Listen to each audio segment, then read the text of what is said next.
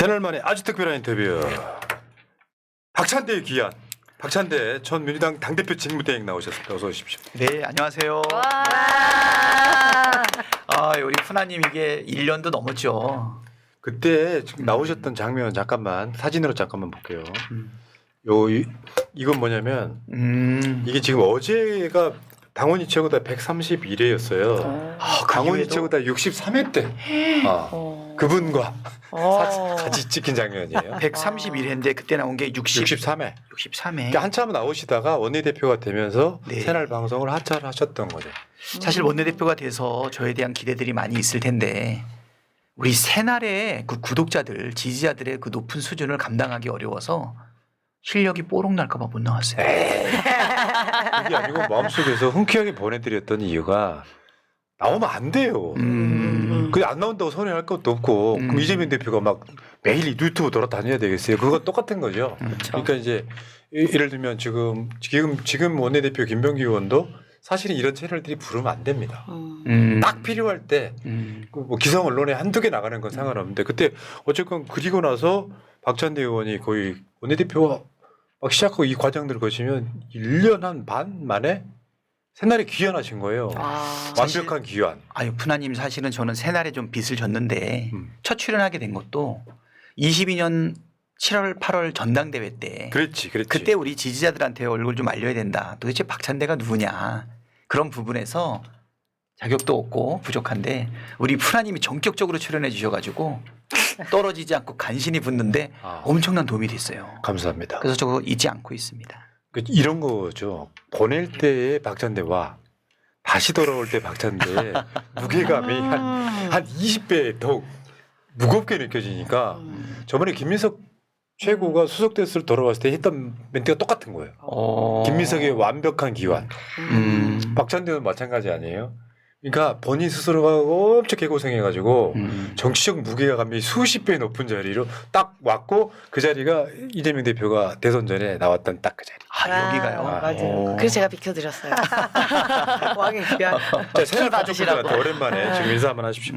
예, 우리 새날 가족 여러분 반갑습니다. 네, 원내대표의 막중한 직책에 대한 부담 때문에 여러분들을 뵙지 못했는데요.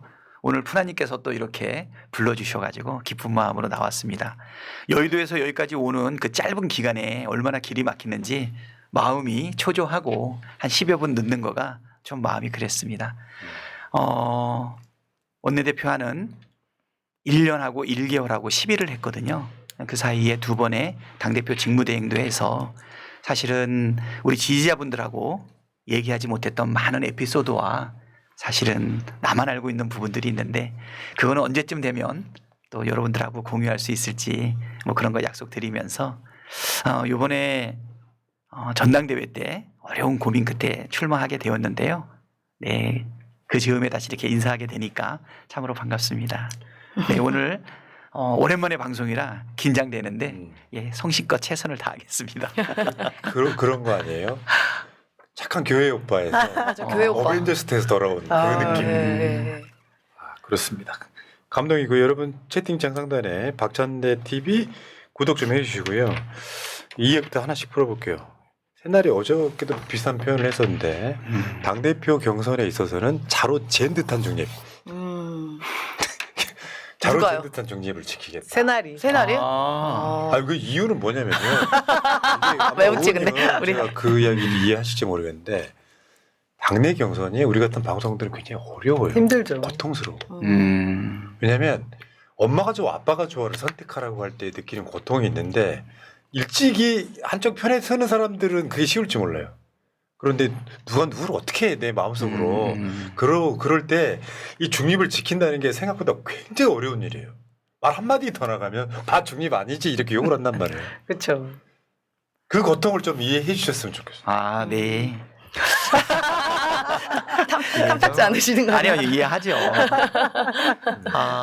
그래도 인간인지라. 그렇죠. 우리 정청래 이제 아직은 우리가 등록은 안 했지만 그래도 후보 그다음에 저도 어저께 이제 출마 선언을 했는데 대선 전까지는 사실 당대표 출마랑 관련된 깊은 고민은 없었어요. 잠깐만요. 네. 그 얘기 따로 있어. 아, 정청래 그래요? 코너가 네. 있어. 아, 네, 네. 그러니까 순서가 있어서 갑자기 그런 때문에. 아, 그렇군요. 네. 네. 오랜만에 하다 보니까 우리 전 직무대행님. 네. 감사합니다. 자, 어저께 김민석 총리 후보자 만나고 오신 거죠. 오늘도 아마 청문회 가셨던 것 같고 두 분 또 뭐 어떻게 보면은 굉장히 잘 통하는 사이 아니에요?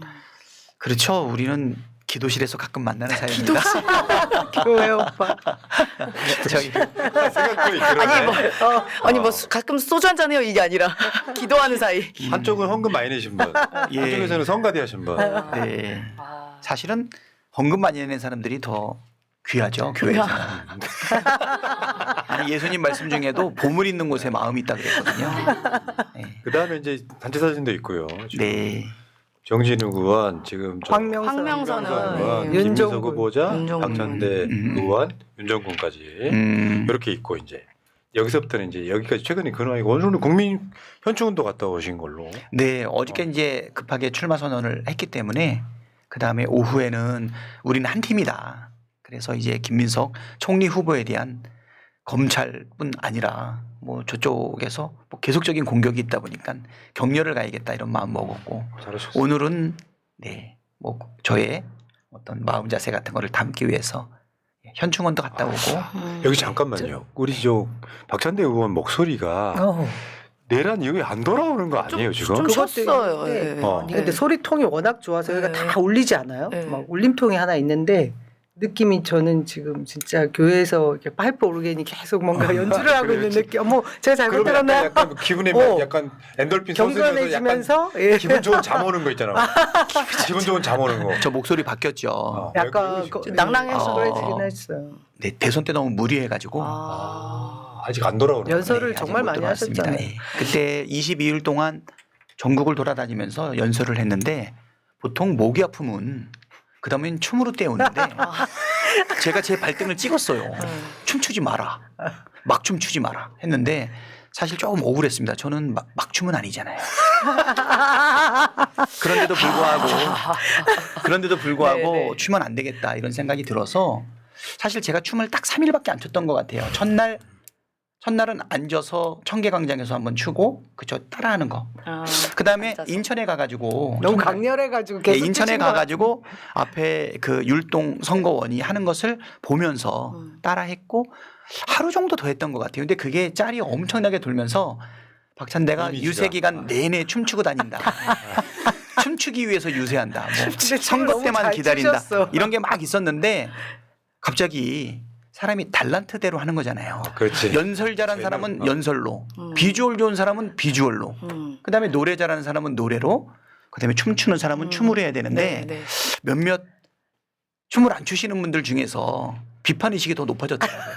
저 춤이 어쩌면 내란을 극복하는 과정 속에서의 유세에 혹시 사람들한테 나쁜 부정적인 영향을 미칠지 모른다는 전혀 춤추지 않는 사람의 제안에 의해서 춤 금지령. 예, 상임총괄선대위원장이 그거 안 된다고 할 수도 없고 그래도 할 수 없이 춤을 못 추고 30분씩 연설로 다 하다 보니까 목소리. 목이 이렇게 됐어요. 그래서 지금 벌써 6월 3일 대선이 끝나고 오늘자까지 3주가 지났잖아요. 돌아오는 21일이. 그래서 좀 걱정인데 벨칸토는 포기해야 될 것 같아요. 그래서 이제는 남도 가락이나 서편제로 가야 되지 않을까. 그러네. 근데 보니까 사실 이 목소리가 예전에 제 목소리에 비해서는 좀 거칠어요. 돌아오시긴 할 거예요. 이게 지금 오늘 주진우식 표현에 의하면 급성 후두염이에요. 급성 후두염인데 굉장히 오래가는 정도. 네. 급성 후두염도 이게 군 면제됩니까? 이미 다녀오신 거 아니에요? 예, 군대 갔다 왔는데 지금도 다시 군대 가는 꿈을 꿔요. 네. 우리 대한민국 남자들은 맞아요, 다 그래요. 아직도 맞아. 그러고. 맞아요. 그리고 저번에 한번 깜짝 놀랐는데 고시 공부하는 사람들 있잖아요. 판검사까지 다 하고 지금 국회의원 하고 있는 분들도 네. 아직도 시험 떨어지는 꿈을 꾼다 그러더라고요. 그러니까 우리들의 입시 공부, 그 다음에 고시 공부, 그리고 군대 생활, 뭐 이런 것들이 얼마나 우리의 정신 기조를 아직까지 지배하고 있는지 네. 맞습니다. 그런 부분 한번 맞아요. 말씀드리고 자, 오늘 자, 그 자. 현충원 다녀오신 사진을 제가 봤거든요. 여기 오기 전에. 근데 우리 박찬대 전 대표님 뒤에 딱 김태선 전 이재명 당대표 비서실장을 했던 그 의원님 한 분만 함께 하셨더라고요. 뭐 뭔가 의미가 일부러, 있나요? 그게 아니라 연상된다. 아직 인터뷰가 시작도 안 아, 그런 됐어요. 거예요? 잠깐만 이제 궁금했어요. 본격적 질문을 들어가 보려고 그러니까요. 해요. 아직 시작도 안 했어요. 아무 말이나 하는 게 아니라 구성진 그냥 드리는 게 아니에요. 자 보세요. 그러니까 저는 이렇게 생각해요. 언제부턴가 박찬대 의원은 이재명 당대표의 어쩔 때는 입, 어쩔 때는 뇌 이런 느낌이었었거든요.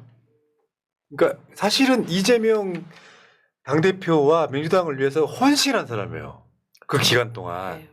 그러니까 이재명 즉 박찬대라는 인식이 생길 정도예요. 그런데 그 출마 선언할 때도 그 맥락을 저는 충분히 이해했거든요. 어느 날 이재명이라는 큰 산이 대선 출마하고 사라져요. 그럼 본인이 당대표 직무대행 하셔야 되잖아요. 결국에는 그 내가 정말 헌신했던 어떻게 본인한테는 아마 이재명 대통령이 영웅일 수도 있겠다는 생각이 드는데 박찬대 의원한테는 정권 교체가 됐을 때 그 소감을 들어보는 게 전 맞다고 생각해요. 소감 좀 말씀해 주십시오. 아, 네. 뭐 한마디로 표현하기 좀 어렵더라고요. 사실 시작은 이재명을 위해서 시작하지는 않았던 것 같아요. 조금 정치 시작이 아니면은 저 이재명과 함께한 거예요. 우리 민주당의 승리를 위해서 이재명을 선택했던 것이죠. 그때 21년 그때 우리 4월 7일 보궐선거가 있었었나요? 그때 서울하고 부산이 저의 미련한 예상과 다르게 완전히 패배하는 것을 보고 그다음에 누구죠? 그 젊은 국힘당의 새 대표가 뽑히는 것을 보면서 이준석? 네, 이준석. 네. 이준석. 네. 벌써 잊혀지고 있네요. 어저께 목욕탕에서 봤는데도. 그래가지고서 이재명이 아니면 이기지 못할지도 모르겠다라는 생각이 들어서 이재명을 선택을 했고 그리고 이제 4년 동안 쭉 같이 지내왔는데 그 사이에 같이 울고 같이 웃고 죽을 고비를 같이 쭉 넘어오지 않았습니까? 21년 7월 1일에 처음 그 캠프의 수석 대변인이 되어서 대선 기간을 쭉 치렀는데 0.73%로 졌죠. 얼마나 고민이 많았을까. 네. 다시 어떻게 복귀할 건가. 무수한 고민 끝에 22년 5월 8일 날 계양산에서 보궐선거로 복귀를 하죠. 그 계양산에 같이 계셨죠. 엉겹결에 갔다가 거기서 사회를 봤습니다. 사실 저는 이재명한테 그렇게 큰 도움이 되는 사람은 아니었어요. 물론 수석 대변인으로 뭐 대장동이라든가 이런 토론에 있어서는 제가 가지고 있는 전문성을 기초로 해서 조금 역할을 하기는 했는데 내가 다시 복귀해야 되는지 그다음에 전당대회에 나가야 되는지 저한테 물어봤었어요. 어떻게 하면 좋겠냐. 당시. 수없이 많은 사람들한테 조언을 구하는데 한 1년 가까이 이재명의 대변인 역할을 하다 보니까 이재명 입장으로 고민을 하니까 정말 답을 못 내겠더라고요. 그래서 내가 뭐라 그랬냐면 후보님, 그때까지도 후보였죠. 앞으로 저한테는 어려운 거 묻지 마십시오. 그 얼마나 실망하겠어요. 뭔가 조언을 좀 하면 기초해서 의사결정을 할 텐데 대신 한마디를 던졌던 게 많은 사람들로부터 의견을 듣고 누구보다도 많은 고민을 하고 난 다음에 결정하면 그러면 같이 하겠습니다. 그 말을 했는데 며칠 있다가 바로 계양산에서 보자고 연락이 왔더라고요. 그게 22년 5월 8일이에요. 예, 부처님 오신 날이고요. 어버이날이고 일요일인데 11시에 했어요. 그래서 제가 아니 이렇게 잡으면 어떡하나. 그래서 처음으로 조언을 했죠. 이날은 피해야 됩니다. 역시 말을 안 들으시더라고요. 어려운 거 물어볼 때는 답을 못하고 기껏 조언을 하면 안 들어주시는 그 정도의 가치밖에 없는 사람이었는데 그 이후에 비서실장을 하고 그다음에 국회의원이 되시고 난 다음에 전당대회에 나갈 때 최고위원으로 도전하자고 러닝메이트로 같이 가자고 그때는 말씀드리지 못했지만 맞아. 유일한 파트너로 그때 그랬어요. 같이 했었죠. 맞아. 그때 우리 정청래, 서영교, 장경태까지 맞죠. 우리 한 오토바이에 타서 달리는 그 짤도 있었잖아요. 고민정도 있었죠. 네, 고민정도 왜 있었는데 빼셨어요? 네, 고민정은 그때 그 오토바이 같이 안 탔죠. 아니었어요. 아, 애초에 그거다. 다른 거였어요. 다른 네. 오토바이. 네. 저는 이게 그래서 좀 더 빨리 말씀을 드리면 그 이후에 1기 당대표 때 최고위원, 2기 당대표 때 원내대표 그리고 이분이 사퇴하고 난 다음에는 직무대행, 전당대회 때도 직무대행 그리고 총괄 상임선대위원장을 하고 난 다음에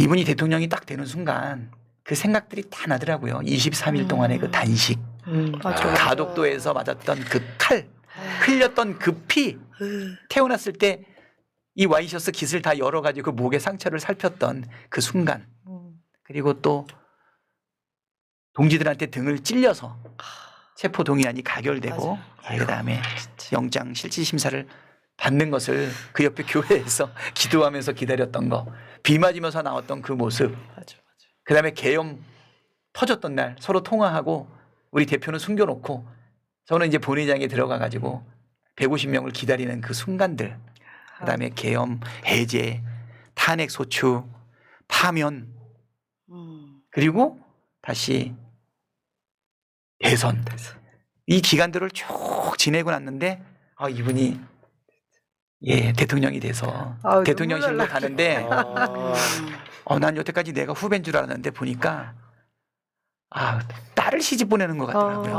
아 진짜 그 감정이 있었을 것 같아. 너무 잘 됐는데 어, 뭐 그렇더라고요. 서운하고. 아니면 걱정되고 또. 고생하실 것도 아니까. 홀압이 된 아빠를 재혼시키는 느낌? 뭐 이런 거?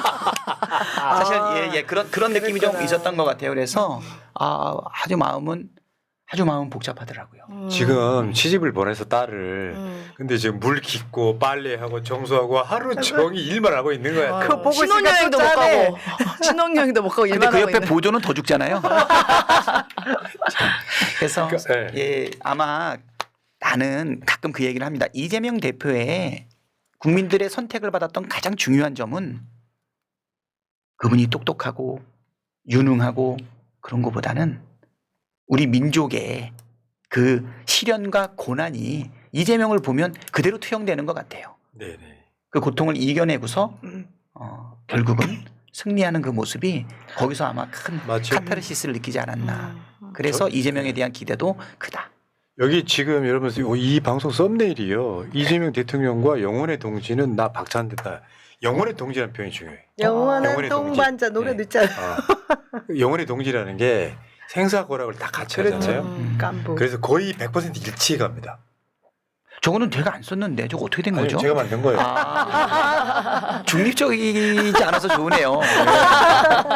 엄중한 중립. 예, 중립이 엄중한 어렵다고 중립. 그러시더라고요. 네. 밑밥 까신 그러니까 거죠. 저는 이제 그게 뭐냐면 이게 내가 특별할 수밖에 없는 이유가 있어.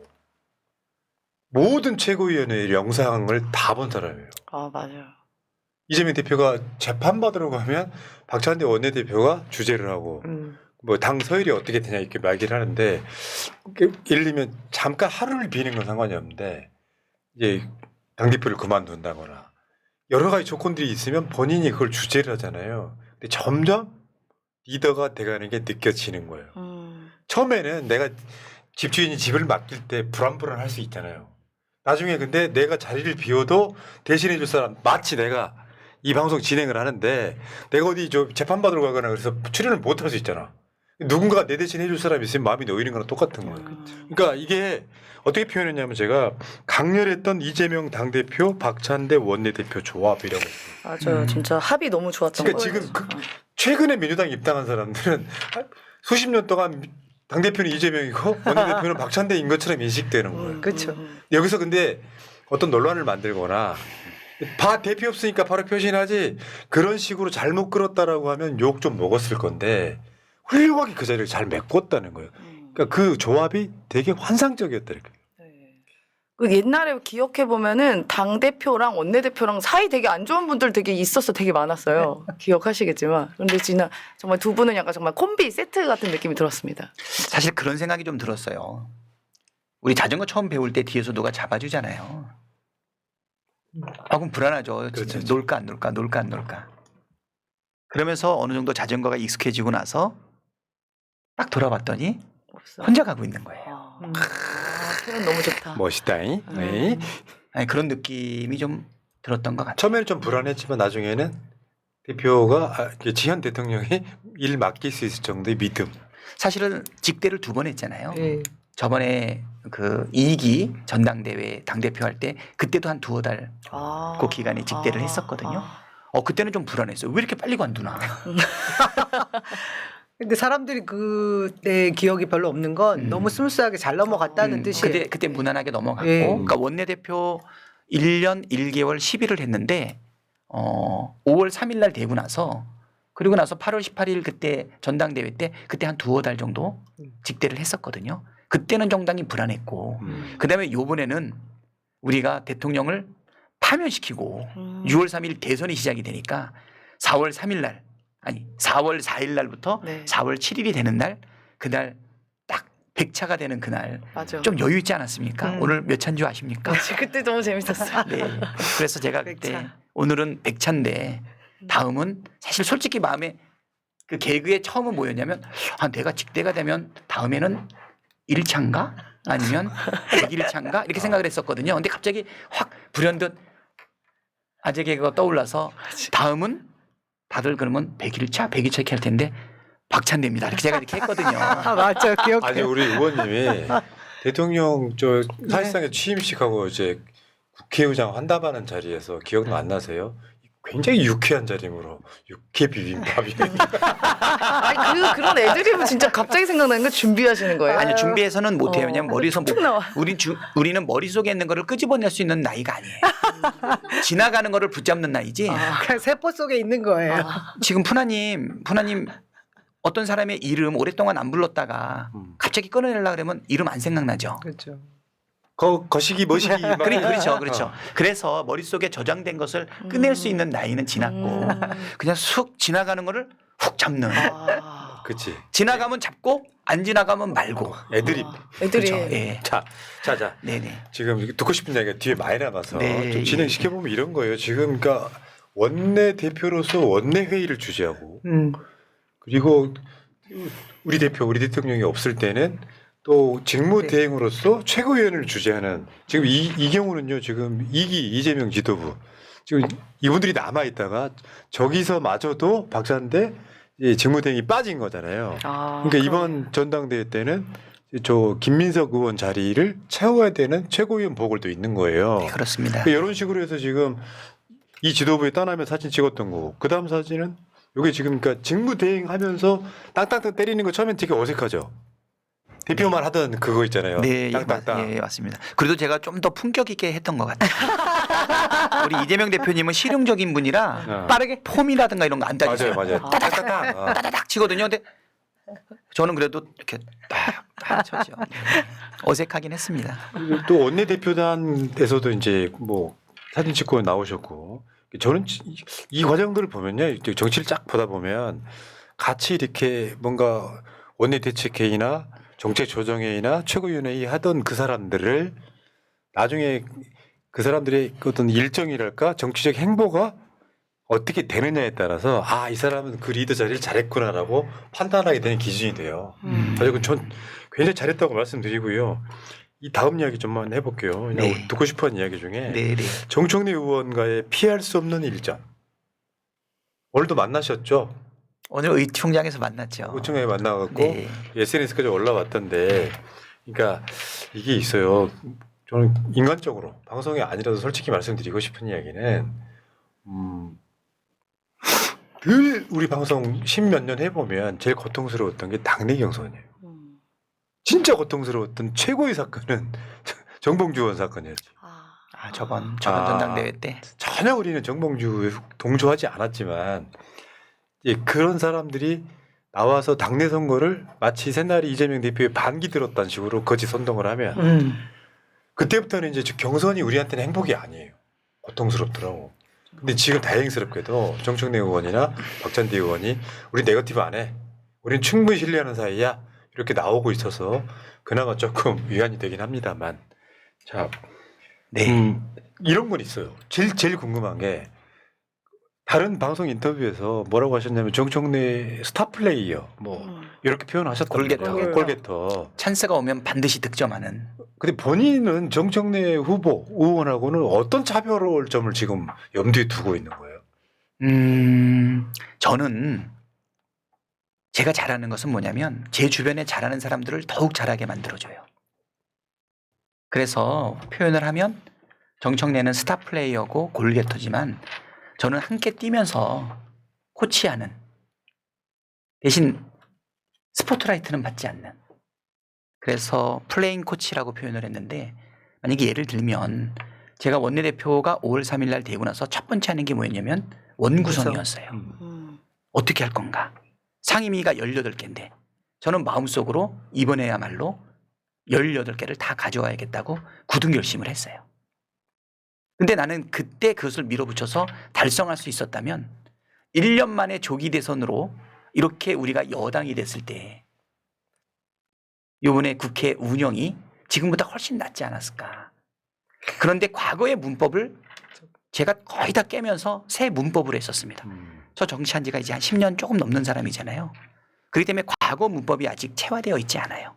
그러다 보니까 지금의 우리 대한민국의 주권자들의 상식과 정치를 바라보는 그 시각에 좀 더 익숙한 것 같아요.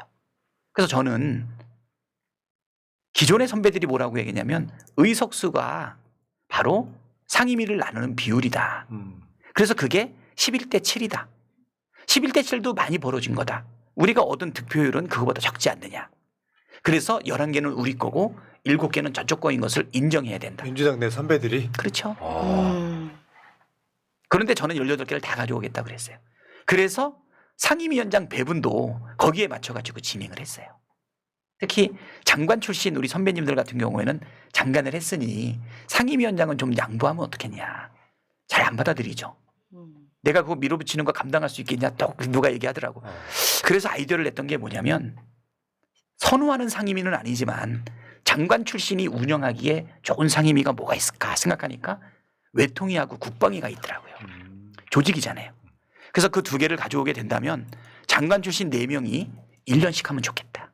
물론 이제 2년 차는 다음 원내대표의 양해를 구할 수 있는 부분인데 전반적으로 조화를 이루고 빨리빨리 상임위원장을 맡게 할 수 있는 뭐 이런 방법도 생각을 했는데 이건 약간 곁다리고 어쨌거나 18개를 다 가져오는 것을 제가 관철하지는 못했어요. 그 옛날 문법을 제때 확 깨는 것을 결단하지 못했던 거죠. 왜? 끝까지 밀어붙여도 실현하기는 어렵겠다라고 하는 판단이 들어서 11대 7로 가는데 그럼 11개를 뭐를 가져가 줄 것인가. 그것도 우리 주권자들이 요구하지 않았습니까? 그렇죠. 법사위, 운영이 절대 포기하면 안 된다. 그런 예가 없다는 거예요. 의장을 우리가 있으면 저쪽에 법사위를 주든가. 근데 나는 법사위도 갖고 운영위도 갖겠다고 한 거예요. 왜? 가져왔어. 입법부의 가장 중요한 기능은 대통령 권력을 견제해야 되잖아요. 행정부를. 그걸 누가 해? 운영위가 하잖아요. 저는 운영위를 과격하게 운영하지는 않았지만 그래도 꼭 필요한 일을 했어요. 그래서 법사위도 가져오고 운영위도 가져와서 그 부분은 밀어붙였어요. 끝까지. 협의가 안 됐어요. 그러니까 저쪽에서 별의별 공력을 다 사용했는데 나는 그들이 정말 삐져가지고 아무것도 안 하면 그냥 18개 다 가져오려고 했는데 결국은 그들이 포기하고 법사위하고 운영위하고 거기다 우리가 더 넣었던 건 뭐냐면 방송 장악을 막아야 되기 때문에 과방위도 절대 포기 안 했어요. 그다음에 언론도 그래서 문체위도 우리가 가져왔어요. 다만 그들이 여당이기 때문에 꼭 필요한 경제상임위, 기재위, 정무위, 산자위, 외통위, 국방위 그다음에 뭐 여가부를 만드네 마네 하니까 여가위 너네 가져가라 이렇게 해서 이렇게 중요한 건 니들이 해. 그러면서 필요한 것만 해. 우리가 18개 중에서 11개를 이렇게 가져왔는데 이게 결국은 먹혔어요. 우리 의장님이 그러시더라고요. 박찬대 참 야멸차다. 야멸차다. 내가 나 야멸찬대입니다. 내가 그랬어요.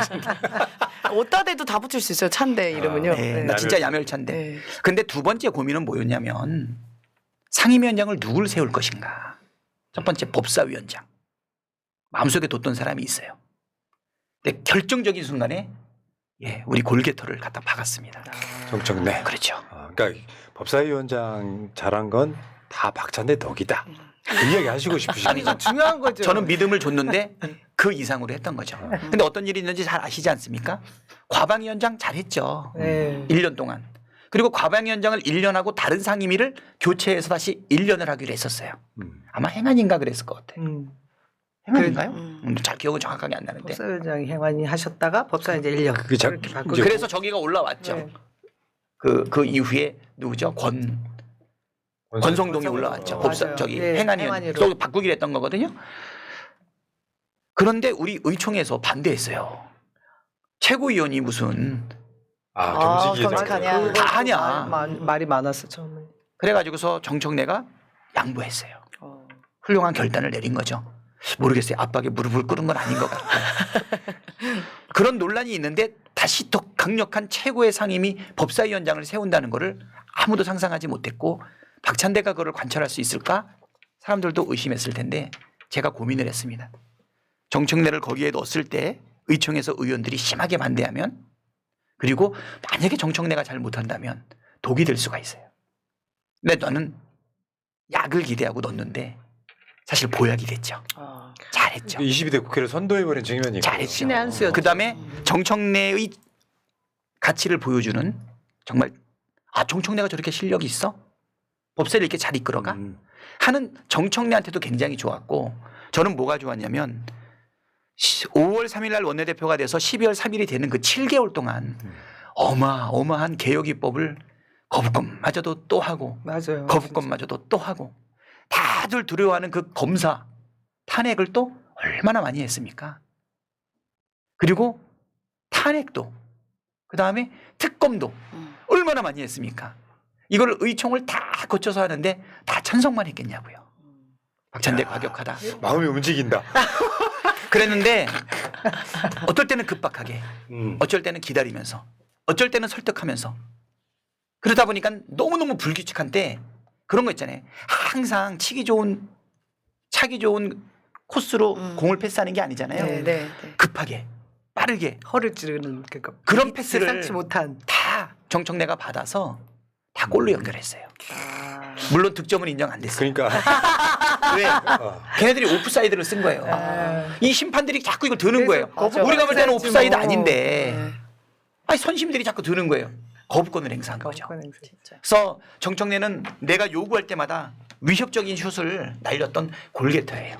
근데 대통령이라고 하는 심판이 무조건 오프사이드래. 그래서 거부권이 계속 행사됐잖아요. 비주시네요. 그래서 저는 제가 말하는 정청래하고 나의 장점은 뭐냐. 정청래는 힘억의 마지막 마무리를 정청래가 실수 없이 잘 해주었다. 그리고 자기의 진가도 보여줬다. 그럼 박찬대는 뭘 했냐. 그 정청래를 발굴해서 독을 약으로 아니 보약으로 만들었다. 그게 내 역할이죠. 선수 기용을 잘하셨다 이 말이시네. 그래서 여러분들은 대표를 누구를 세워야 되는지 선택하라. 그다음에 두 번째는 과방이에요. 지금 방송장악과 관련해가지고 어마어마한 일들이 벌어졌는데 누구를 쓸 것인가. 최민희는 제 손밖에 안 돼요. 그것도 파격이었죠. 맞아요, 네. 맞아요. 거기다 김영까지 붙였어. 막 최강이다, 진짜. 파워. 최강이죠. 독이 될까?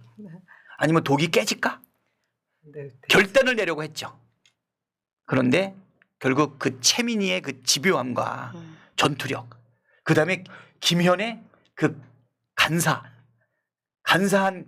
김현이 아니 간사를 잘하는 김현이 깜짝이야. 그렇죠.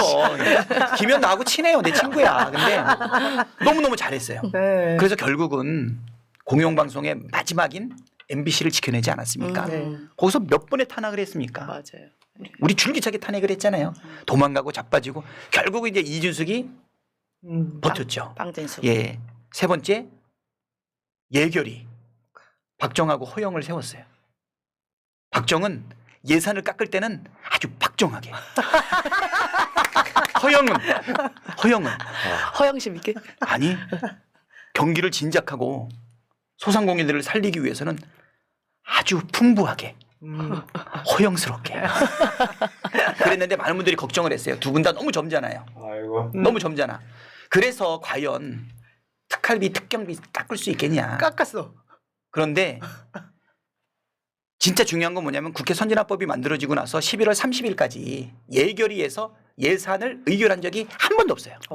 증액 심사도 한 적도 한 번도 없어요. 그래요? 그래서 제가 5월 3일 날 원내대표가 되고 나서 회계사 전직을 살려가지고 7개월 동안을 준비를 했어요. 세법 13개를 다 분석해가지고 세법 13개 중에 8개는 논란이 없으니까 그대로 통과시킨다. 5개는 쟁점이 있다. 그게 부가세법, 소득세법, 법인세법, 그리고 조세감면법, 조세감면 제한법, 그다음에 상증세법. 이렇게 5가지는 쟁점이 있으니까 이거는 내가 다투겠다. 근데 이 세법을 바꿀 때마다 세입이 바뀌기 때문에 예산의 시트 작업이라는 거를 별도로 해야 되는데 기재부 애들이 수십 명이 달라붙어서 하는 건데 나는 딱 한 명 있었어요. 전문위원. 그리고 세법도 그다음에 예산도 그 두 가지를 예산은 예결위를 통해서 세법은 제가 붙잡고서 했는데 내가 볼 때는 가장 역사적인 일을 해낸 것은 예결위예요. 우리가 헌정사상 국회 선진화법 이후에 예결위가 예산 심사 기능을 통해서 단독으로 의결한 적도 없었고요.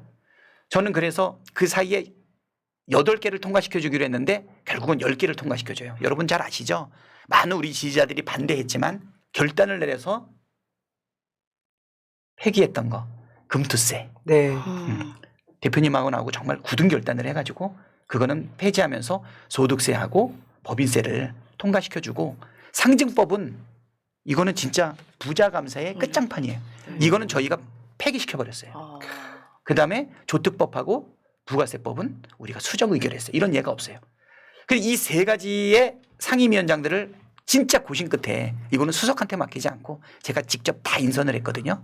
그리고 오랫동안 준비했는데 이번에 국회의장께서 최우수 상임위 3개를 골랐는데 법사위 과방위 예결위였어요. 그거를 해낸 운영위원장한테는 상을 안 주더라고요. 욕만 바가지로 먹었어요. 그렇죠. 그러니까 그래서 제가 결론을 내리면 정청래는 탁월한 능력을 가지고 경륜을 가지고 있기 때문에 정청래식의 강점을 가지고 당대표가 될 수 있어요. 박찬대는 팀웍을 통해서 잘하는 사람들을 강점을 더욱더 살릴 수 있는 방향으로 해나갈 수 있다. 옳습니다. 예, 그거 하나 하고 두 번째는 아까도 말했듯이 수석 대변인으로 비서실장으로 최고위원으로 원내대표로 두 번의 직무대행으로 상임총괄 선대위원장으로 늘 이재명과 함께 보조를 맞춰가면서 성장했다. 처음에는 이재명이 자전거에 뒤를 잡아줬지만 어느 순간부터는 잡아도 안 잡아도 운전할 수 있는 정도까지 올라오지 않았나. 네. 예, 이 생각이 들어서 이거 벅차오르네요. 정청래한테 미안하네. 이 말대로. 그러니까 내가 봤을 땐 그래요. 이 말씀하고 싶으셔서 어떻게 잠을 자셨는지 싶은 건데 막상 듣고 보니까 설득이 됐어요. 그죠. 와, 그러니까 원래 어떻게 보면 약간 무색무취하던 교회 오빠가 막 1년, 2년 이렇게 말에 돌아와서 보니까 자기 시그니처를 확실하게 갖추고 말을 듣고 보니 사실 국회에서 민주당 잘한 건 사실은 내가 조율을 잘해서 그런 거야. 내가 대장감이야. 이 얘기 하신 거잖아요. 훌륭하세요. 고생하셨어요. 왜냐하면 내가 소위 이제 박찬대 의원을 계속 그간 원대라고 불러갖고 입에 그렇게 올라 있는데 박찬대 원대가 정말 개고생한 건 맞죠. 그렇죠. 왜냐면 그거는 뭐 내란 국면 이런 걸 떠나가지고요. 뭔가 욕은 다 먹고 잘한 표시도 안 나요 그 자리는. 맞아요. 못하면 순간에 악플 쏟아지는 게 그 자리인데 진짜 고생하셨다는 말씀드리겠습니다. 고맙습니다. 네. 그럼 오늘 인터뷰는 밤 9시까지 하죠. 네. 이제 하고 싶은 얘기 되게 많으신데 어쨌든 간에 저는 정청래 의원과 나는 약간 이렇게 내세우는 장점이 다르다는 의미로 전 들렸어요. 네. 자, 근데 지금 이재명 정부의 첫 당대표가 이제 되시는 거예요. 다음 달이면. 그러면 이게 사실 이런 게 있거든요. 여당 대표가 되는 건 또 윤석열 같이 못하는 정부에 대항하는 야당 대표 직무대행과는 다르단 말이에요. 질문 드릴게요. 첫 민주당 당대표가 이재명 정부에서 해야 할 일들에 대한 큰 그림 한번 그려보세요. 네. 저는 이번에 빛의 혁명을 통해 가지고 국민 주권 정부가 세워졌고 우리 이재명 대통령이 해야 될 일은 빠른 일상 회복 그리고 망가진 대한민국의 시스템을 복원해야 됩니다. 그렇기 때문에 결국은 민생을 회복시키고 경제도 성장시켜야 되고 그리고 이 내란의 와중에서도 갈라져 있었던 국민들을 하나로 통합해 나가야 된다. 이렇게 생각이 되거든요. 그리고 또 하나 조심스럽지만 내란의 깊은 뿌리 완전한 종식도 같이 이루어져야 되겠죠. 그러다 보니까 대한민국의 경쟁력을 높이는 일과 그다음에 훼손됐던 민주주의와 이것들을 대세우는 작업을 같이 해야 될 텐데 저는 정부는 민생회복, 경제성장, 국민통합 쪽에 방점을 뒀으면 좋을 것 같아요. 저는 정부는 네 정부는 이재명 대통령과 그럼 당은? 정부는 우리 당에서는 유능한 개혁 과제와 함께 당이 해나가는 부분에 대한 입법적, 예산적 뒷받침을 해주는 게 필요하다. 그래서 당과 정부와 대통령실이 딱 하나가 될 수 있는 원팀을 만들어야 될 텐데 팀워크를 중시하고 일 잘하는 사람을 잘 배치하고 그들을 격려해서 함께 팀의 성과를 냈던 내가 그 역할을 하는 것이 적절하지 않겠나. 그래서 첫 번째는 우리의 무조건 목표는 이재명 정부의 성공이다. 그것을 위해서 민주당은 총력을 다해야 된다. 그렇기 때문에 입법부가 어떻게 행정부하고 완전히 하나가 될 수 있냐라고 하는 약간 이론적인 비판이 있을 수는 있지만 지금은 우리의 망가져 있는 대한민국의 시스템을 회복하고 아까 말씀드렸던 그 네 가지 목적을 달성하기 위해서는 원팀으로 하나로 되어서 가야 된다 이렇게 생각이 됩니다. 그래서 원팀을 만드는 게 첫 번째 일이고요. 두 번째는 내라는 정권 교체로 어느 정도 큰 불은 껐지만 잔불들 있지 않습니까? 우리가 그 무수히 거부를 당하면서도 진행했던 많은 개혁 입법들 이런 것들을 이제는 공격적인 야당에서 유능한 여당의 모습으로 해서 난 유능한 개혁을 완성해야 된다고 봅니다. 그래서 국민들의 먹고 사는 문제와 같이 균형 잡힌 언론개혁, 사법개혁, 검찰개혁도 정도의 수준은 있겠지만 올해 말까지 맞죠. 입법적 제도적 절차를 일단락은 해야 되지 않는가. 그러면 그 기간이 6개월도 안 남았죠. 통상 골든타임은 1년이라고 하는데 지금은 6개월 안에 끝낸다. 6개월이요. 그 얘기 하시는 네, 그렇습니다. 제가 8월 2일 날 혹시 좋은 결과를 얻게 된다 그러면 12월 달까지 5달이거든요. 올해 안에 다 끝내겠다. 올해까지. 대신 완성의 정도는 속도의 정도는 차이가 있겠지만 분명한 일단락은 맺어야 되지 않을까 이렇게 생각이 듭니다. 역사적 사례가 있어요. 민주당이 처음 180석 했던 바로 그 선거 때 네. 바로 당대표가 이낙연이 이낙연. 되면서 네. 본인이 한 7, 8개월 자기 정치하면서 대선 출마로 나가버려요. 네. 개혁 입법을 거의 못했어요. 맞아요. 맞아요. 욕은 문재인 정부가 먹었죠.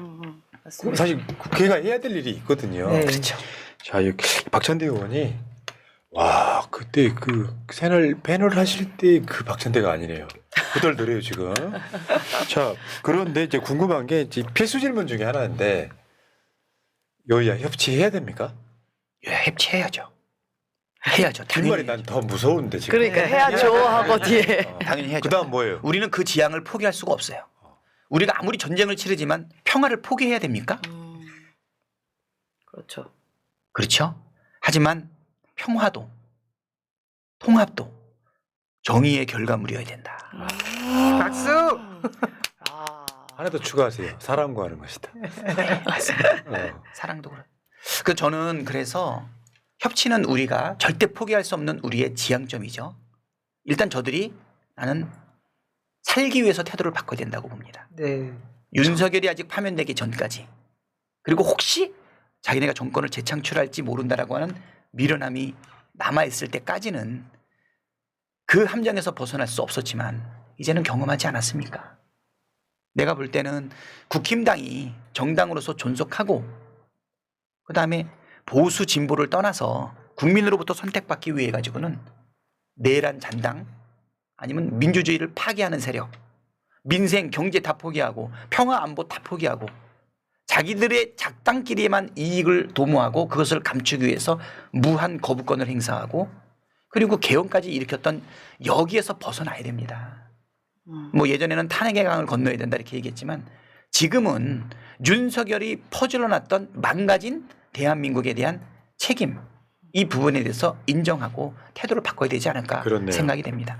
그게 되지 않는다면 협치는 불가능하죠. 사실상 이 부분은요 원내대표 역할도 굉장히 커요. 지금 현 신임 김병기 원내대표 역할도 큰데 전체적으로 당 대표는 원내대표랑은 또 규모가 다르거든요. 그런 표현해요. 교장 선생님이 당 대표라면 원내대표는 반장 정도 느낌이다. 그 정도로 당 대표는 해야 될 일과 규모랄까 이런 것도 엄청 많잖아요. 그 과정에서 정말 착실하게 당 대표 깜 한 분이 지금 전 나왔다라고 봐요. 그러니까 본인이 솔직히 말씀드리면 그냥 그 자리 당대표 직무대행까지로 그냥 만족하실 수도 있었을 것 같은데 저는 이제 꼭 이런 질문 하나 드리고 싶은 거예요. 우리 통의 마음은 본인한테 있다고 생각하시는 거잖아요. 통은 그거 이야기할 사람이 아니잖아요. 아니죠. 누가 했으면 좋겠다. 공개적으로 이야기할 사람은 아닌데 통의 마음은 나한테 있다라고 생각하시는 거잖아요. 그렇게 말씀은 못 드리고요. 제가 두 가지 질문 중에서 한 가지는 컷했어요. 뭐죠? 첫 번째 어저께 이제 기자회견 했을 때 첫 번째 질문이 좀 당대표 전당대회 선거랑 관련해서 통의 생각은 무엇이냐. 그래서 그거는 뭐 대답할 수 있는 난 내용 모른다. 자체가 그렇죠. 그냥 탁 컷했어요. 맨 마지막 질문이 뭐냐면 통의 마음은 누구에게 있느냐. 비슷한 질문이니까. 아니 다르죠. 그래요? 그건 다르죠. 어. 통이 어떠한 의견을 가지고 어떤 얘기를 하냐라고 하는 것과 통의 마음속에 있는 그것은 죄가 아니잖아요. 그래서 제가 그거는 법률적인 거. 네. 그러니까 통이랑 어떤 얘기를 했습니까? 내가 나가는 거 통하고 상의했습니까? 이런 질문에 대해서는 답변할 수가 없는 거예요. 네. 그 말이 안 돼요. 난 우리 그렇죠, 그런 질문 그렇죠. 못 해요. 그렇죠. 네. 그래서- 통의 마음속에 내가 있다고 확신하시냐고 물어보는 거예요. 아니 그래서 통의 마음은 누구에게 있다고 생각합니까가 마지막 질문이었어요. 네. 그래서 제가 뭐라고 얘기했냐면 궁금하다. 그거는 명확하게 얘기했습니다. 통의 마음은 국민들에게 있다. 그렇죠. 아, 맞아요, 맞아요. 국민이 선택할 사람을 기대야 했네. 선택할 것이다. 당 대표도 국민이 선택할 것이다. 그럼요. 지금 저를 오랫동안 고민하게 만들었던 가장 여러 가지 이유가 있는데 첫 번째는 이렇게 거대한 이제 일당만이 아니라 집권야당 민주당 자기의 분명한 의사를 표명하면서 투표에 참여하는 저번 대선 경선 때 114만 명이었다 그러고 지금은 잠정적으로 한 120만 명 얘기하는 것 같아요. 당비를 내는 권리당원은 250만 명. 전체 당원 수는 500만 명이라 그래요. 세계 어떤 민주주의 국가에서 진짜. 이런 당원들을 갖고 있는 나라가 있습니까? 대한민국 말고는 난 없는 것 같아요. 저 맞아요. 북한 공산당 빼고요. 그러니까 민주주의 국가에서 민주주의 국가에서 조선인민주주의 이런 거 말고요. 진짜 민주주의. 놓치지 않으셨어 방을로. 그러니까 네. 그래서 저는 깨어있는 시민의 조직된 힘이 무엇인지 민주주의의 최후의 보루를 찾기 위해 가지고 시민단체를 찾아다니던 사람이었는데 지금은 완전히 깨달았잖아요. 그 파랑새는 민주당의 처마 밑에 있습니다. 우리의 권리당원들이. 파란색 넥타이 하고 오셨구나. 그러니까 오늘 새날도 로고가 파란색이에요. 네. 아시잖아요. 푸른 나무잖아요. 그러니까요. 네. 아니, 난 그래서 처음에 이재명 대표를 선택했던 이유는 우리 민주당이 대한민국이 잘 되기 위해서 선택을 했던 것처럼 우리 이재명 대표 마음속에 개인적인 친소관계는 있을 수 있겠죠. 하지만 이재명 정부의 성공을 위해서 필요한 사람한테 마음이 가 있을 거다. 저는 그렇게 생각합니다. 알겠습니다. 야, 잘 빠져나가시네. 이게 제가 봤을 땐 그래요. 사람이 지금 대통령도 마찬가지인데요. 이재명 성남시장 때는 똑똑했던 거 맞잖아요. 경기도지사 똑똑했던 거 맞잖아요. 근데 그건 대통령 감은 아니었잖아요. 시간이 지나면서 닳기도 하고 원한 게 동글동글해지기도 하고 성숙해지기도 하고 하면서 대통령 자원이 되는 거거든요. 어느 순간부터 민주당에서는 이재명 의원, 이재명 대표를 대통령으로 키우기 시작했잖아요. 그게 이제 소위 말하면 옛날 같으면 왕수업 이런 거란 말이에요. 그 과정에서 머릿속으로 그런 거 있거든요. 강력한 아버지 밑에는 사람 자식들이 못 커요. 그는 아버지가 대통령을 했는데 밑에 애들이 좋은 대학도 못 가면 욕먹는 거예요.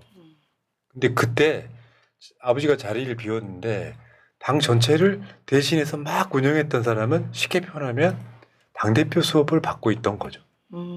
그렇게 보였어요. 그러니까 박찬대 의원이 지금 대통령처럼 진화가 잘 된 캐릭터인 거죠. 아무리 기회를 줘도 진화 못해가지고 욕만 먹다가 끝나는 사람도 많아요. 그렇죠, 그렇죠, 맞아요. 그러니까 제가 정말 오랜만에 인터뷰하는 거잖아요. 그때 인터뷰도 아니었어. 그냥 패널로 같이 방송하던 어쩌다 가면 술자리도 따라가고 막 그랬던 그런 형님이신데 확실히 시간 지나서 보니까 소문받고 오셨네. 왕수업 아, 세자신가 자, 그러면. 그래서 그렇다니까 그러니까 표면적으로 내가 갖고 있는 그 사람에 대한 선입견 그건 아마 정청래 의원도 마찬가지일 텐데 어떤 인터뷰든 양쪽이든 간에 내가 진짜로 당을 사랑한다면 박찬대 인터뷰든 정청래 인터뷰든 직접 보고 음. 그러라고 이런 방송하는 거거든요. 그렇죠. 새몰이 하려고 야 뭐 이렇게 하는 게 아니기 때문에 음. 방송 들어보면서 그냥 박찬대 의원 가장 마지막에 당대표 직무대행했던 박찬대까지의 느낌이 아니라 면전에서 직접 이야기를 들으니까 상당히 많은 것들이 생각이 바뀌어요. 깊이를 알 수 있겠죠. 우리 댓글 깊이가 느껴져요. 보면 아빠가 좋아, 엄마가 좋아 같아서 정말 걱정이다. 그래서 저는 뭐 박찬대 의원을 지지하고 와이프에게는 정청래를 찍으라고 했다. 뭐 이런 얘기를 막 써놓으셨어요. 대부분 많은 당원들이 지금 이것 때문에 너무 힘들어요. 그러니까 고통스러운 낱날들이긴 한데 이렇게 행복한 생각해요. 고민이에요. 서로가 네거티브 안 하고 싸우지 않는다면 왜냐하면 누가 당대표가 되든 네거티브가 심하게 되면 당대표로서 역할이 힘들어져요. 아, 그럼요. 딱 바로 상대방을 축하해 줄 수 있으면 다시 리더십이 생기는 거거든요. 그렇죠. 왜냐하면 이재명 대표 2기 때 같으면 그냥 압도적이잖아요. 막 네. 90% 가까이. 그럴 때는 그냥 뒤에 뭐 이렇게 약간 안 반대했던 보이지? 사람들은 의미가 없는 숫자인데 만약에 예를 들어서 한 50대 50인데 네거티브로 갔다 그러면 당이 쪼개진 소리 들리거든요. 그런 상황을 안 벌어지기 위해서 지금 두 분이 엄청난 노력을 하는 것 같습니다. 마지막 질문이요. 왜냐하면 지금 1기 당대표는 개혁 과제도 완수를 해야 되지만 결국 내년에 있을 지방선거가 첫 관문이에요. 네. 왜? 그 지방선거를 예상했던 것만큼 못 이기면 이재명 정부 실패가 될 수도 있어요. 그렇죠. 그러면 이제 국민의 여론과 뭐 이재명 정부의 보조를 적당히 맞춰가면서 때로는 욕도 먹어야 돼요. 그 세게 갈 건 세게 가지만 좀 느리게 갈 건 느리게 가야 되거든요. 그래서 지방선거 압승을 하면 나머지 2년차, 3년차, 4년차 등이 탄력을 받게 되는데 저거 잘 넘어서야 되거든요. 근데 사례가 있어. 문재인 정부 때 2018년 네. 저렇게 쓸어버린 적이 있어요. 싹쓸이했죠. 네. 저걸 뛰어넘어야 되네. 네. 이때 이제 지금 벌써 저 전략을 내놓으라고 그러면 내가 더 뜬 놈이고 실제로 어떤 생각은 있으실 거 아니에요. 내가 당대표가 되면 지방선거 압승을 해야 된다라고 하는 주로 어떤 쪽 방향으로 갖고 가실 거예요? 저는 지방선거 난 압승해야 된다고 봅니다. 뭐 그거는 뭐 동일한 목표라고 생각이 되고요.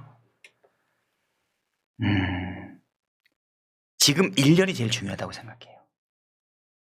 그 문재인 대통령 됐을 그때는 문재인 대통령 41% 얻으셔가지고 당선이 됐지만 불안하지 않았잖아요. 하나도. 왜? 저들이 분열을 해가지고서 4분 5열이 되지 않았습니까? 그리고 국정농단이 일어나고 난 이후에 일어나는 대선에 대해 가지고 사실 철저하게 패배했죠. 그리고 문재인 대통령이 들어섰고 그리고서 2017년 대선, 2018년 지방선거에서 사실 기대감 하나 가지고서 어떻게 보면은 이겼던 것 아닌가 이 생각이 좀 듭니다. 저희는 요번에 이기기 위해서는 이재명 정부가 지난 요 1년 동안의 그 기간에 사실 대한민국의 틀을 어떻게 새롭게 바꾸는지 그 성과가 다 나타나지 않는다 하더라도 그 정치적 효능감을 보여주는 게 나는 가장 중요하다고 생각합니다. 결국은 최고의 정책은 뭐냐면 국민을 행복하게 만드는 거죠. 그러기 위해서는 먹고 사는 문제에 있어서 정부가 어떻게 경기와 관련해서 어떻게 대응하는지 국민의 생명과 안전에 대해서 어떻게 생각하는지 그다음에 한반도의 평화를 어떤 식으로 도모해 나갈 것인지 외교는 어떻게 할 것인지 결국 국가가 대한민국 공동체에 더 나은 삶을 위해 가지고 1년 동안 어떤 노력을 하고 그래서 거기서 어떤 효능감을 주는지 아니면 시간이 짧다면 어떤 기대감을 주는지 거기에 달려 있다고 보거든요.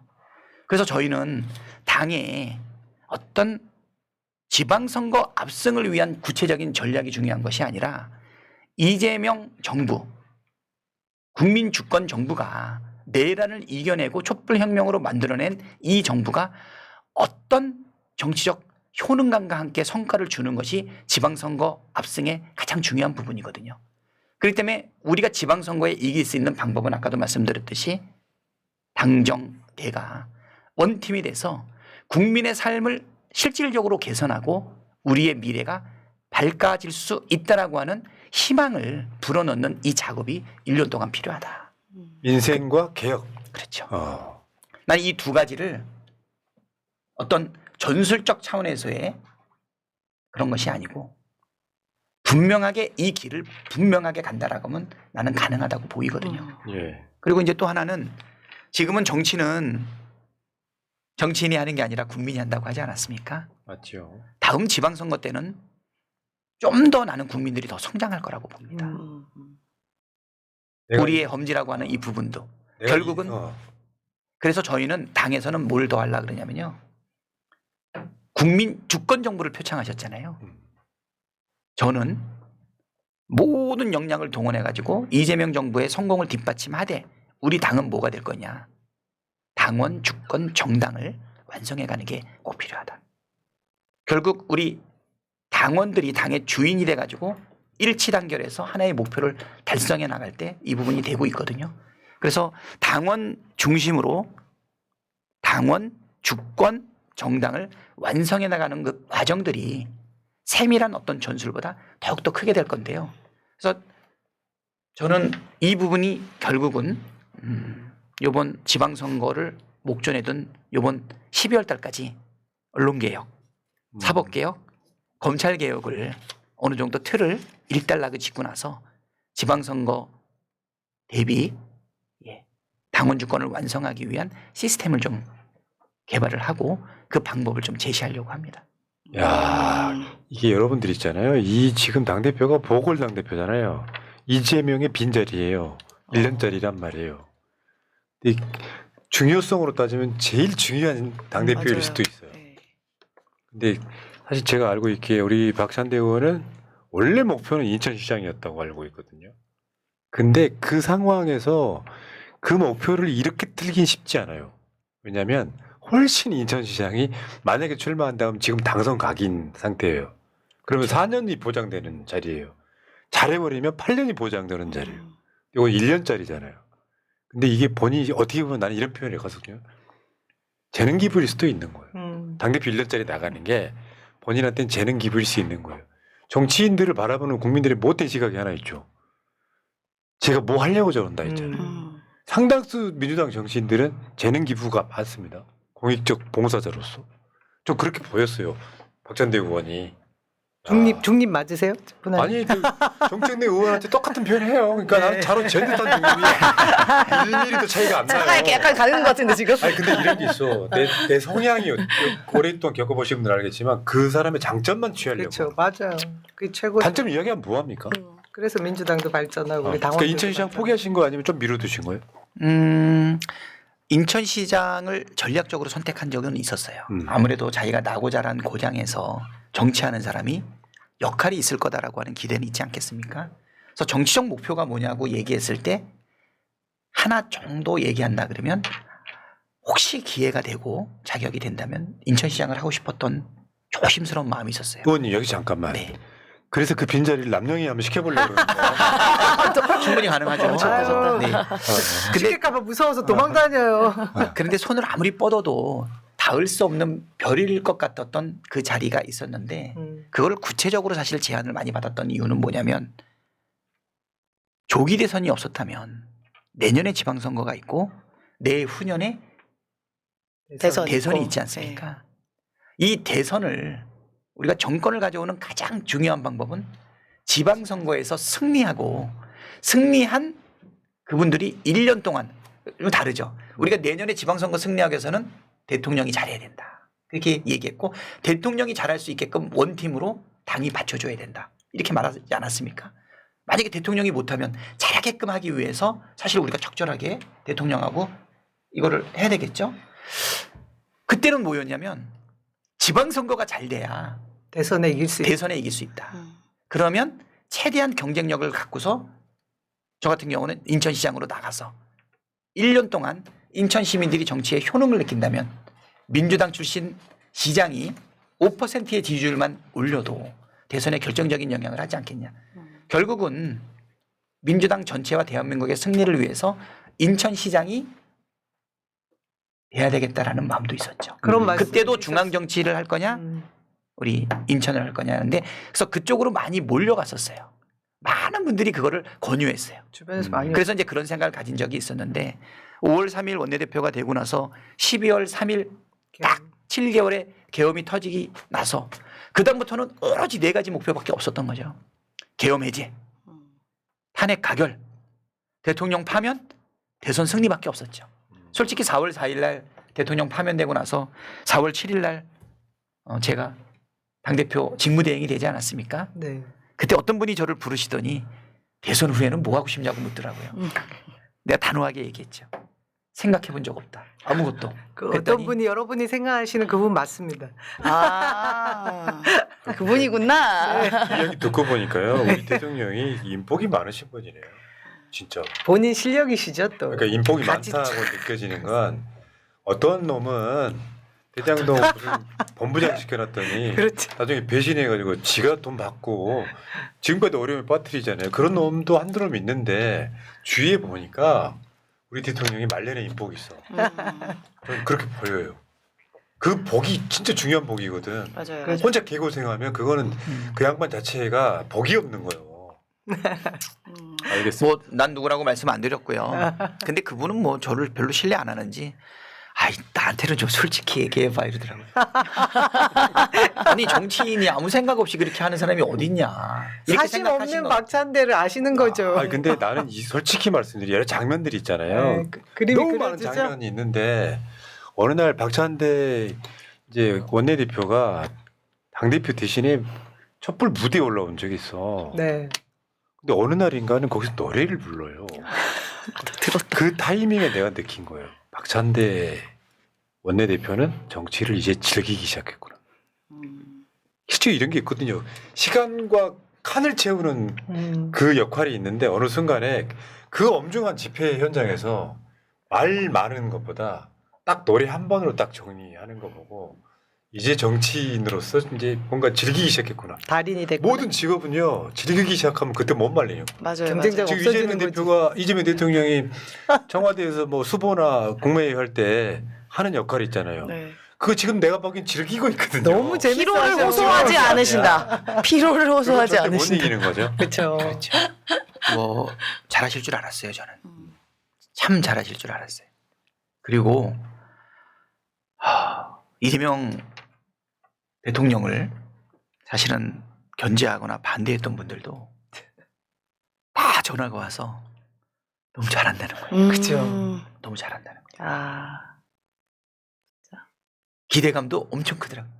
알겠습니다. 아, 진짜 이게 계속 얘기하고 싶은데 지금 아씨, 우리 밤새야 시간이 지금 돼. 얼마나 오버했냐면 너무 오버했어요 이야기 듣다 지금. 보니까 혹해가 오버해가지고 지금 한 30분 오버를 빠져들어. 했는데 그죠? 잠깐만 여기서 정리 한번 해봅시다. 저 10분 넘게 늦게 10분 넘게 늦게 왔으니까. 네. 아니 우리도 좋죠. 우리 입장에 좋은데 아, 이 다음 일정도 있고 그래서 네네네.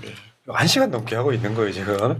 그래요? 벌써 그렇게? 아니, 그게 아니라 6시 10분 지나. 그러니까 지금 원래 예정은 40분이었는데 한 10분 늦게 오면서 지금 방송 전체는 한 1시간 정도 하고 있는 건데 사실 우리 의원들이 제가 치명적인 단점이 있대요. 말을 줄여야 된대. 근데 의원님 친정이 다시 돌아오니까 마음 편하시죠? 마음 알아주니까 솔직히. 아 좋죠. 아 네. 그냥 일반 기성언론 갖고 인터뷰하는 거 봤거든요. 질문이 너무 드라이해. 사실 박찬대 모르고 질문하는 거예요. 차이가 많이 나요. 그러니까 내가 할 수 있는 어떤 수사들은요 그 사람들이랑 달라요. 그 친정의 효과 아니에요. 친정의 효과. 홈그라운드요. 네. 그런 게 근데 아닌가 싶어요. 길게 말하시는데 뭐가 지루하지 않게 얘기하시니까. 아, 그럼요. 네네. 시간 지난지도 모르겠어요. 친정 엄마라서 무조건 좋은 게 아니라 그 친정 엄마가 진짜 훌륭한 사람일 수도 있어요. 아니 일반적인 친정 엄마는 남들보다 좋죠. 엄마니까. 근데 그분은 진짜 엄마가 아니어도 훌륭한 분인 거예요. 그런 사람이 있어요. 네. 알겠습니다. 좋단 얘기지 새날이.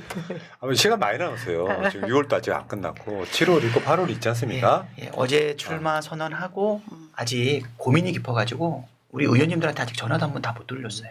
그래서 전화도 올리고 그렇게 해야죠. 나는 이제 언론인의 역할을 내가 안 하겠다고 했던 사람이에요. 그냥 진영 방송하겠다. 그러면 어떤 상황이 벌어지냐면요. 언론의 조회수를 뽑기 위해서 막 붙잡고 늘고 늘어지고 곤란한 질문 같은 거 안 합니다. 제일 먼저 해야 될 건 우리 인터뷰를 보호하는 거예요. 사석에서 들은 이야기 방송으로 절대 내면 안 되는 거예요. 그런 의미에서 박찬대 의원께 예, 빨리 보내드려야 다음에 일정하실 거 아니에요? 네. 다음에 또 나오실 거잖아요. 네. 한두 번은 더 나오실 거로 저는 믿는데 예. 자 새날 가족분들께 오늘 복귀 신고식 하십시오. 아, 네. 전당대회 즈음에서 나오는 예, 오랜만에 나왔는데요. 정말 시간 가는 줄 몰랐습니다. 네. 어떻게 오늘 1년 전의 제 모습과 지금의 제 모습이 좀 차이가 있나요? 예. 아마 우리 주권자인 우리 국민들과 함께 보냈던 1년 동안의 생활 속에 함께 성장하지 않았나 좀 이런 생각이 듭니다. 8월 2일 전당대회에서 새로 뽑힐 당대표는 네, 국민주권정부 이재명 대통령의 성공을 위해서 모든 역량을 발휘해서 원팀을 만들어야 된다 이렇게 생각이 되는데요.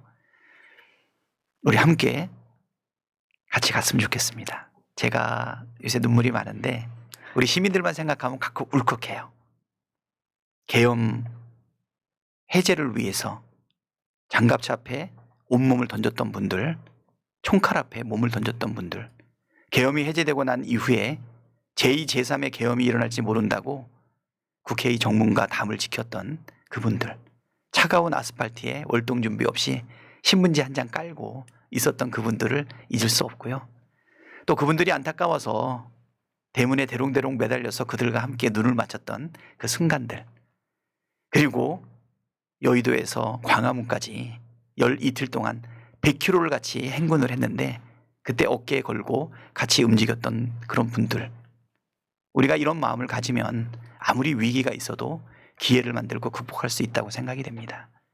하늘이 다시 우리 대한민국을 보호해서 또 한 번의 위기를 극복을 했는데 땜빵으로 끝날 것이 아니라 이 위기를 정말 회복과 도약의 기회로 삼을 수 있게끔 우리 깨어있는 시민들이 다 나서줘야 될 것 같습니다. 뭐 새날에 또 나와서 인사드리겠지만 기적을 만들어내는 대한민국, 민주주의의 새 지평을 여는 대한민국, 민주주의가 발전하고 공동체가 발전하니까 경제도 잘 되고 문화도 융성하고 사람 사는 세상이 되는 그런 대한민국을 기대합니다. 새날 우리 구독자 여러분들 함께 해주십시오. 감사합니다. 자, SKL님, 유영민님, 뚜비님, 나 등등. 뚜비님 알아요. 뚜비님 알아요. 박찬대 의원 응원해 주셨고요. 여러분 감사드리고요. 그 보내기는 싫은데 우리만 갖고 있을 수 있나? 우리만 갖고 있어요.